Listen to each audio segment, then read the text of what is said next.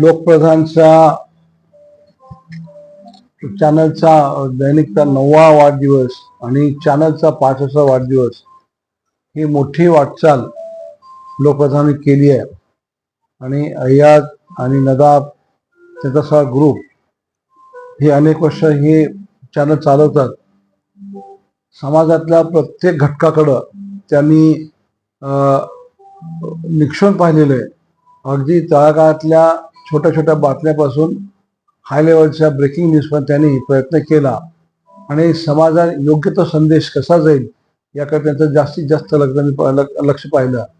काय बरेचसे चॅनल असे असतात की मिसगाईड करणे किंवा समजा काहीतरी चुकीची बातमी देणे, मात्र लोकप्रधाननी कधीही असं केलं मला आठवत नाही.